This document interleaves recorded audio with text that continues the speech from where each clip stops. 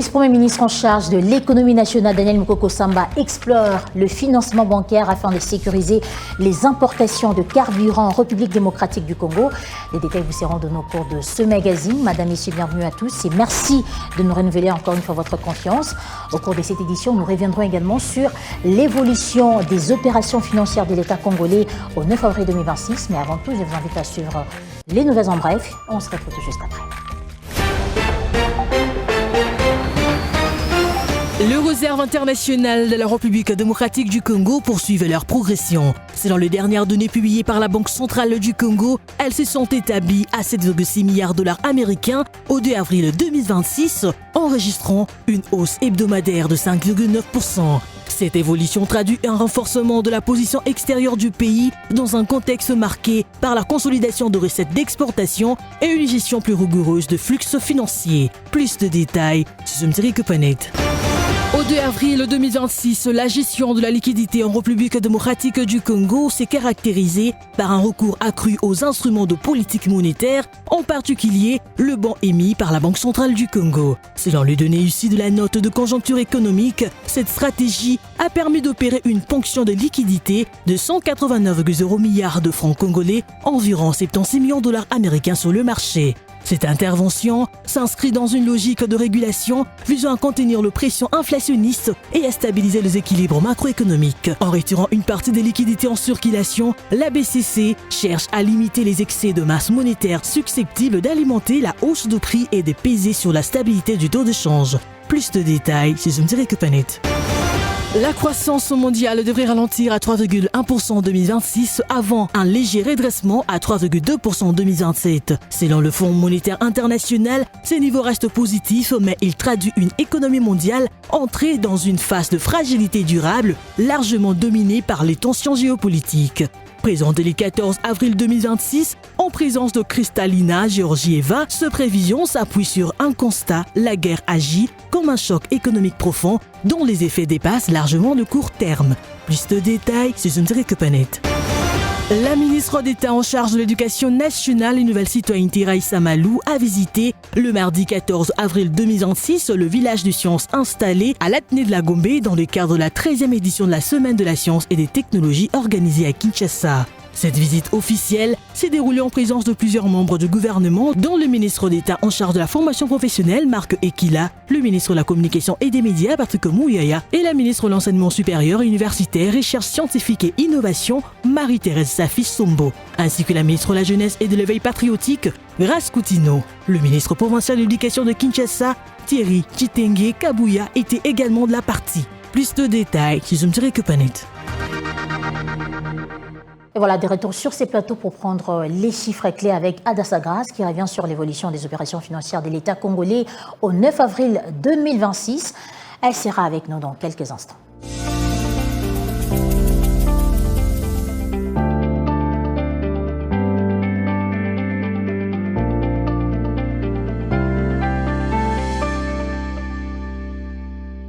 Adassa Grace, bienvenue. Merci. Taux d'échange en RDC, que retenir? Voilà, à l'officiel, 1 dollar s'échange à 2301,81 francs congolais. 1 franc CFA revient à 4,13 centimes et 1 euro s'échange à 2714,00 francs congolais.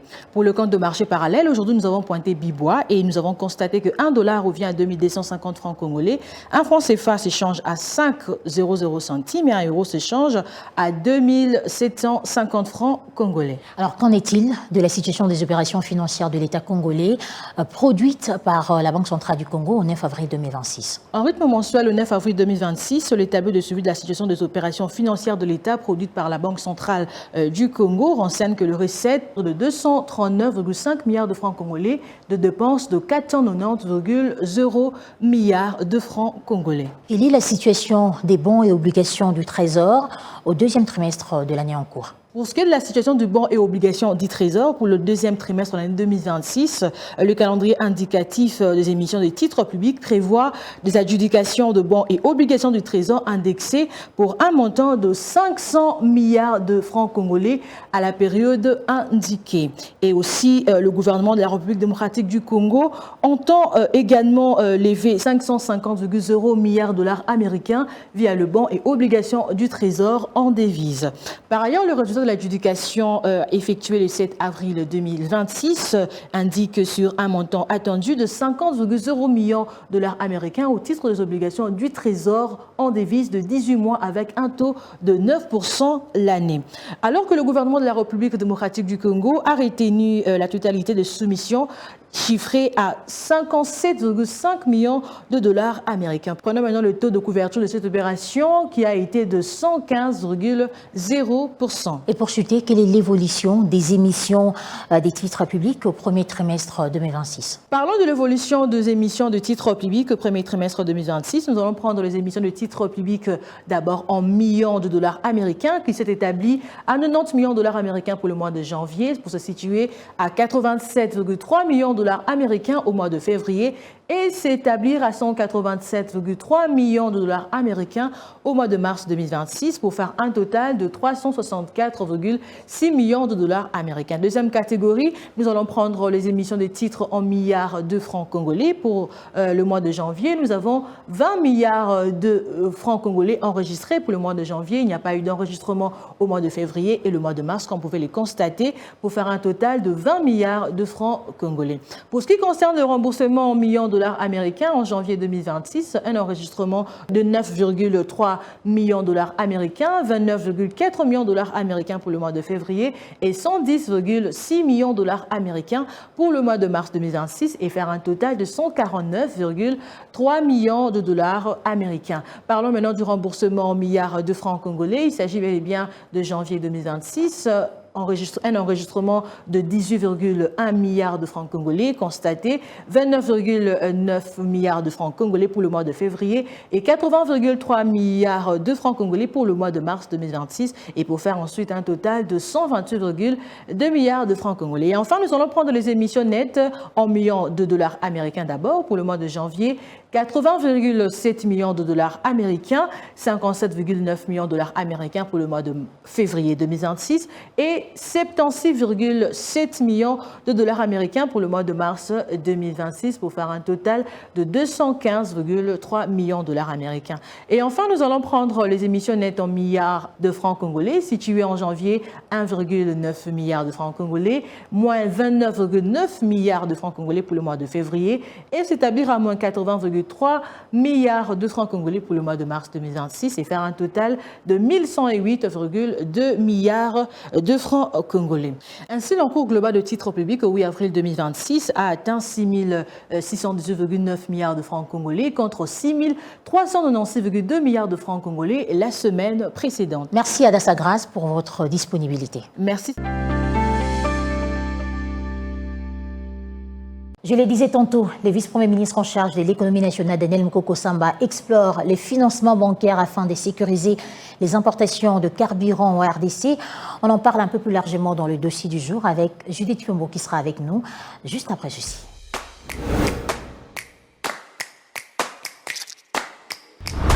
Judith Piombo, bienvenue. Merci. Avec vous, nous parlons des hydrocarbures, mais précisément de cette piste qui a été activée au Nigeria par le VPM en charge de l'économie nationale, Daniel Mukoko-Samba. Cette piste qui est celle du financement des importations à travers avec les groupes United Bank for Africa. Pouvez-vous nous en dire un peu plus? Voilà, cette séquence traduit une approche plus large du dossier pétrolier où la sécurisation des flux ne dépend pas uniquement de la disponibilité du produit, mais également de la capacité à en financer l'achat de manière continue. Alors sachez que derrière les différentes cargaisons, il y a un enjeu de financement. Je vais m'expliquer. Importer du carburant implique une mécanique financière exigeante. Alors les transactions se font en devises et souvent en amont des livraisons avec des exigences élevées en matière de garantie.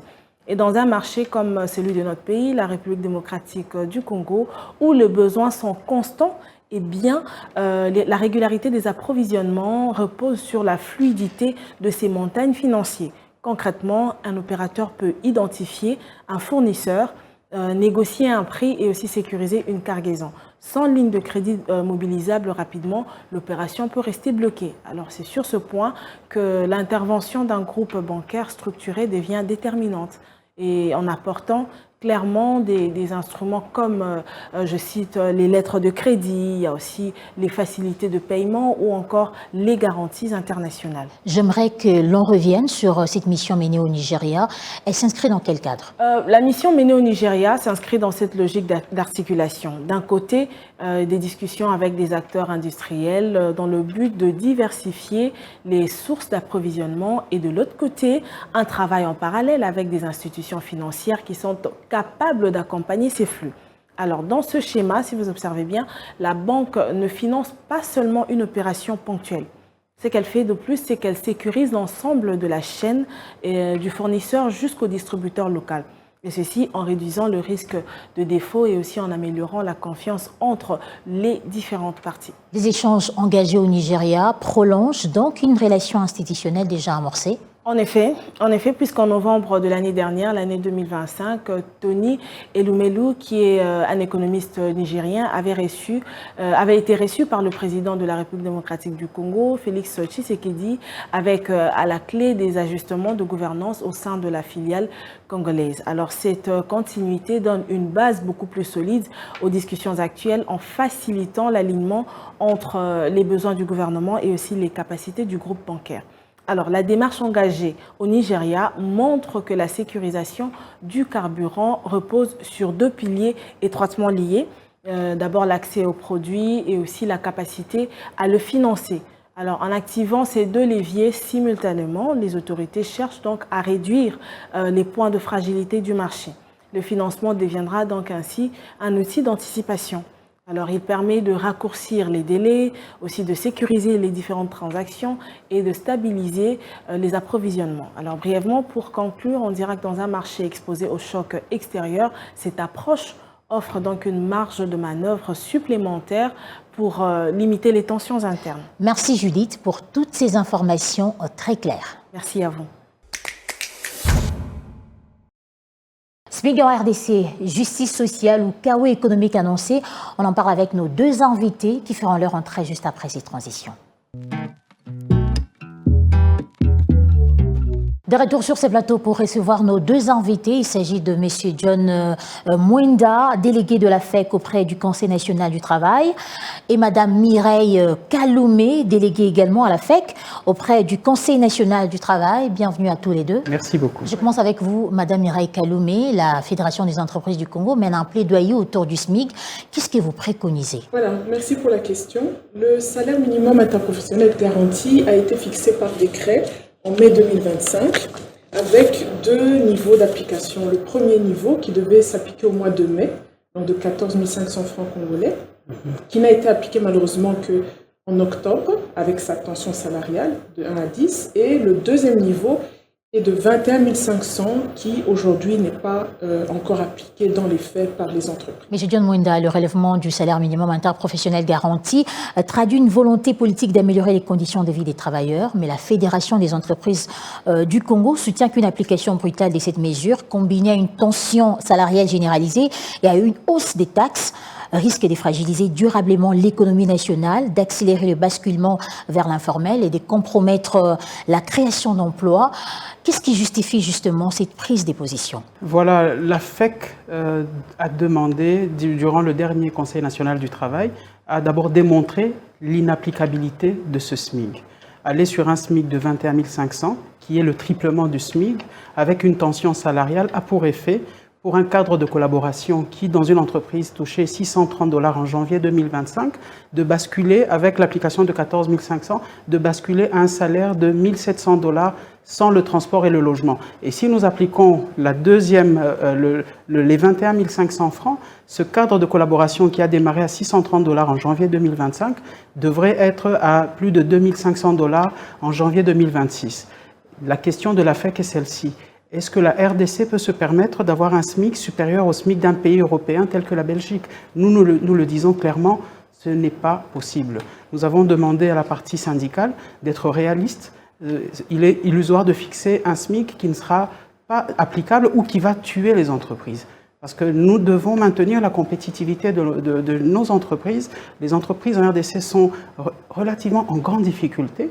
Si vous prenez les statistiques de 1960 à aujourd'hui, on est passé de 10 000 industries à moins de 500 industries en 65 ans.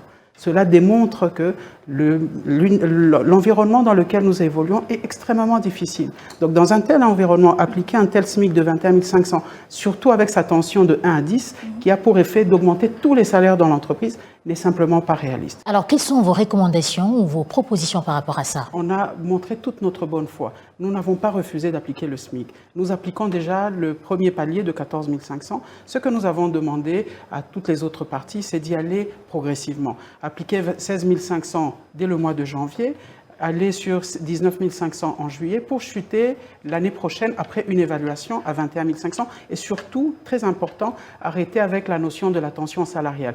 Pour le secteur agro-pastoral et forestier, ce que nous avons demandé, ce secteur est dans l'incapacité totale d'appliquer le SMIC. Même le 14 500, il ne l'applique pas. Pour ce secteur, nous avons demandé l'instauration de ce qu'on appelle le SMAG, le salaire minimum pour le secteur agro-pastoral et forestier. Et en attendant, tant qu'il n'y a pas ce SMAC, parce qu'il faut toucher à la loi, nous avons demandé le maintien du moratoire pour ce secteur et aussi l'introduction de tous les allègements qui sont prévus au Code du travail. Depuis 25 ans, ces allègements ne sont pas mis en place. Monsieur John Mwenda, le gouvernement s'en tient au SMIC de 21 500 francs congolais, ce qui a été même adopté lors de la récente session du Conseil national du travail. À quand l'épilogue sur les dossiers SMIC pour la Fédération des entreprises du Congo? Justement, vous avez bien dit, nous avons déjà appliqué 14 500. Donc, une entreprise qui avait une masse salariale de 100 000 $ en janvier 2025, depuis octobre 2025, la masse salariale est déjà à 200 000 $. Elle a déjà doublé.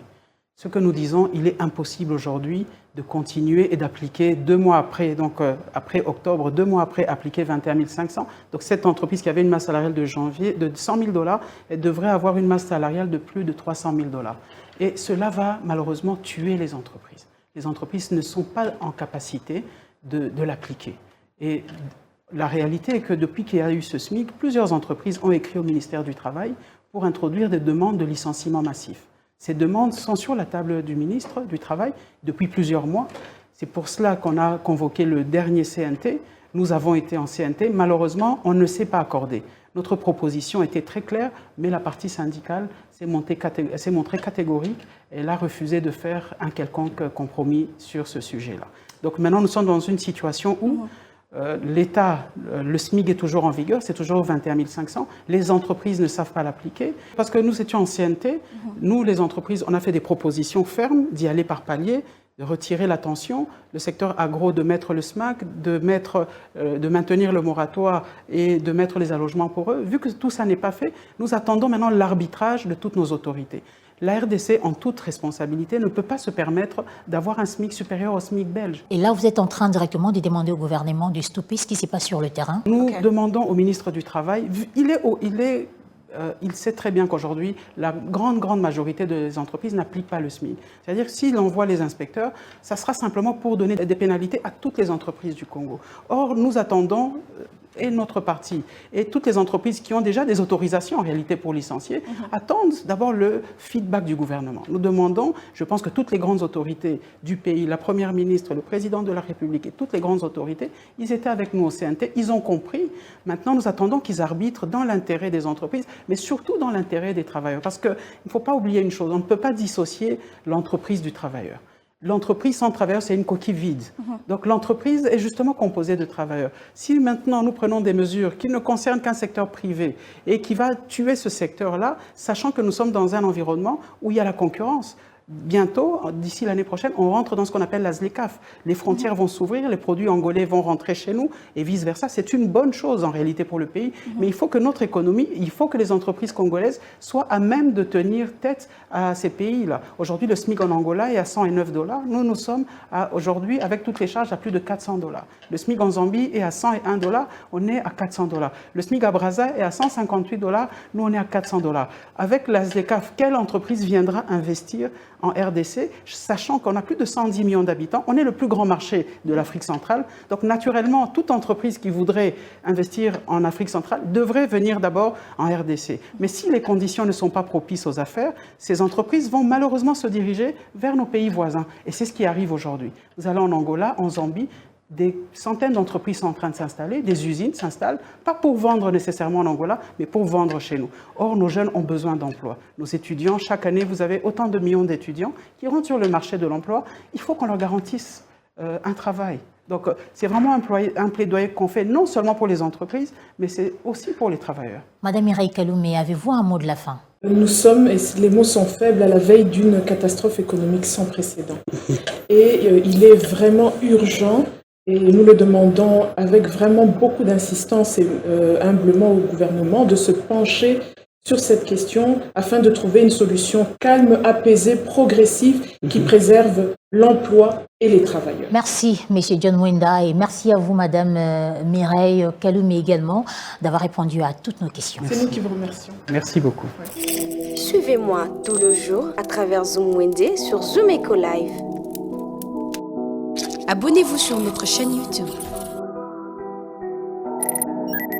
Zoom Eco Live, la référence de l'actualité économique en RDC.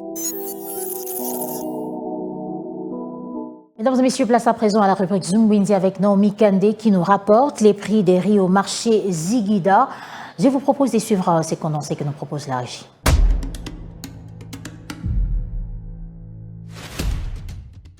Débutons notre marché comparatif de riz au marché Ziguida avec 25 kg de riz de la marque Lyon qui s'est vendu à 46 000 francs et s'est vendu actuellement à 53 000 francs.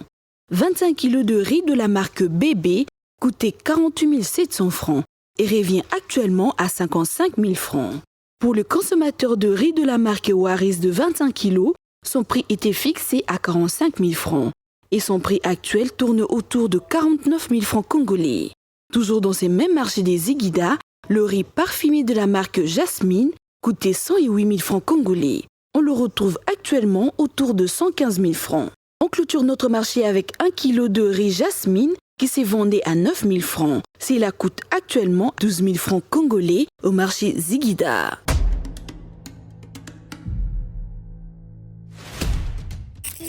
Les rendez-vous économiques, c'est dans l'agenda sur Zoom Eco Live. Abonnez-vous sur notre chaîne YouTube. Zoom Eco Live, la référence de l'actualité économique en RDC. Il est temps de noter tous les grands rendez-vous économiques prévus la semaine en République démocratique du Congo dans la rubrique Agenda.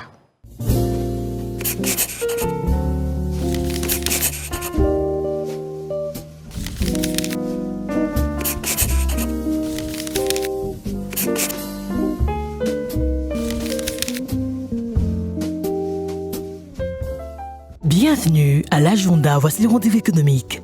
Le Conseil national de la jeunesse prépare une nouvelle session de formation gratuite en entrepreneuriat qui commencera du 20 jusqu'au 25 avril prochain à Kinshasa, avec comme thème entrepreneuriat pratique, de l'idée à la création d'entreprises.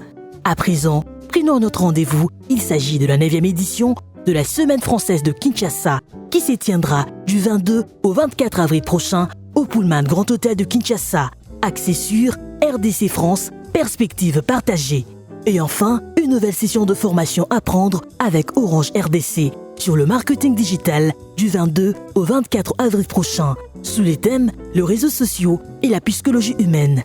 Merci de nous avoir suivis. Au revoir.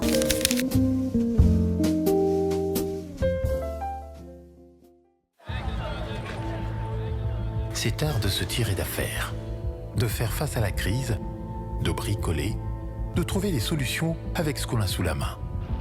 Un art dans lequel les Congolais ont développé un savoir-faire particulier. Article 15. Débrouillez-vous pour vivre. Pour ce nouveau numéro, article 15 nous relate l'histoire d'un volontaire qui a accepté de partager son expérience avec nous. C'est un reportage réalisé par Junior Bolamba et Benita Mouine.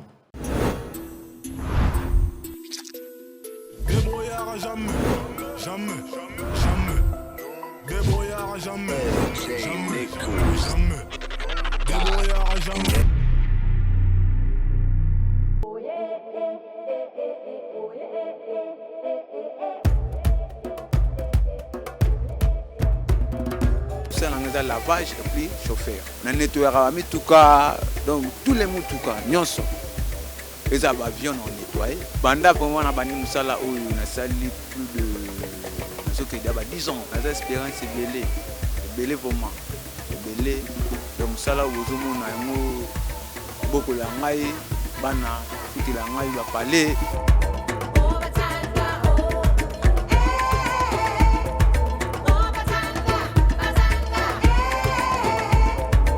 Ndeti na ba camion belé ba compagnie belé. Ba compagnie musu ba futa nga fin du mois. Ba tu mususu oyo moko plus ba oyo ba travailler na biso mususu ba pesa nga ndeti osali ba musala ba ko pesa ndeti 10 000 à 20 000 donc ndeti kaka selon mutuka.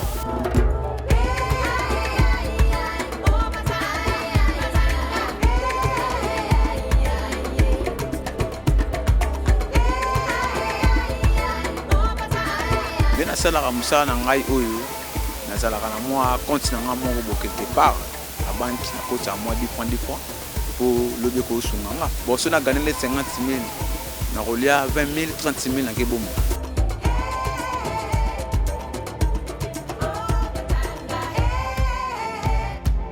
bana banda musala oyo liboso nazanga ba machine nde donc il y a rabiso de ngana za machine té assez na moi soutien mon robot to ko pelinga ba machine ba aspirateur donc mon bleu ka o ba nettoyage jamais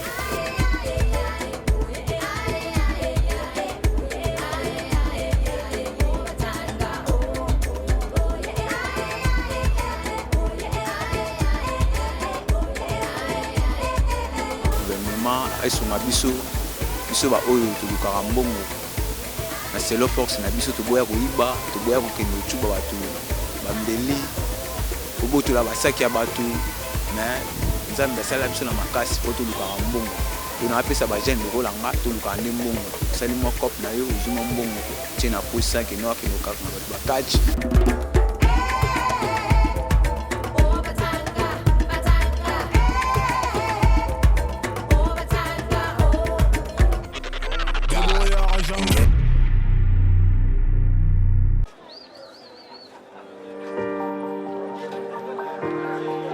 Dans les détails du marché, nous avons appris à vous connaître, à vous comprendre et vous apporter plus de lumière. Désormais, avec vous, c'est parti pour un voyage de rêve vers une destination meilleure. Ensemble, découvrons le civisme fiscal et la bonne gouvernance dans la gestion de la Res Publica grâce au décryptage de l'actualité économique du pays avec des chiffres clés. Avec une équipe de professionnels, découvrez le quotidien des Congolais en exclusivité à travers des dossiers et analyses approfondies. Zoomeco TV, la référence de l'actualité économique en RDC. Voilà, c'est la fin de ce magazine Zoomeco Live consacré essentiellement à l'actualité économique. Mesdames, Messieurs, merci à vous de l'avoir suivi. Au revoir.